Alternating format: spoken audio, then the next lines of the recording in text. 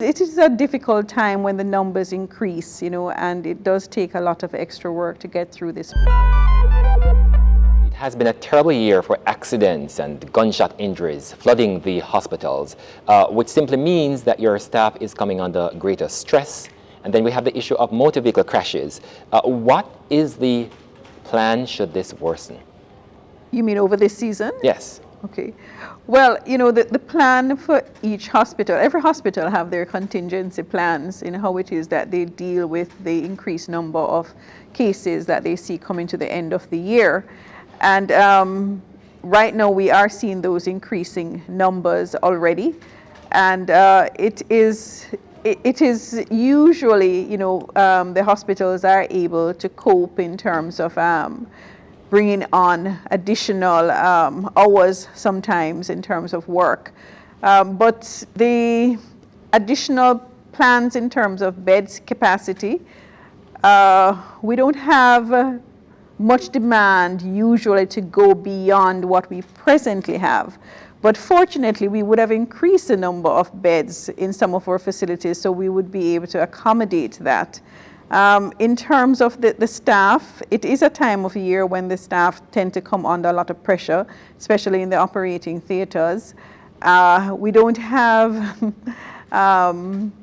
much room for improving the human resources at this time, and so we normally bring on persons to do sessional work, and we usually have take-up, but it is understandable that persons are tired.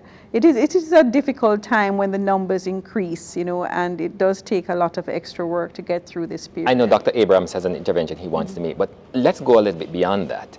So what if this rate continues into next year and probably into the other year, with gunshot injuries flooding in your hospitals, injuries coming as a result of crashes? These are not short-term fixes, and some of the infrastructure that we are putting in will help to deal with these problems.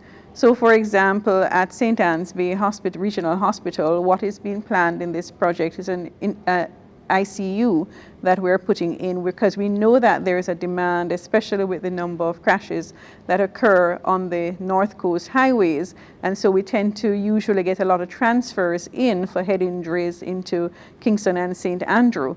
So with the intensive care unit, the expansion of that, both the ICU beds and high dependency beds, we would be able to cope better with that. And also with the putting in of radiological services for CT and MRI at that hospital, that would also improve their capacity to manage.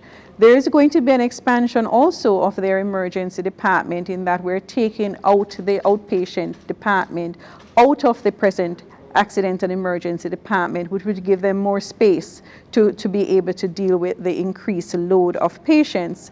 So it's not there are no immediate fix when it comes to those kind of infrastructure, but certainly the plans are there. For Spanish Town Hospital, what we're putting in are new operating theaters, 5 or 6 new operating theaters that will help them to be able to better manage in terms of their caseload.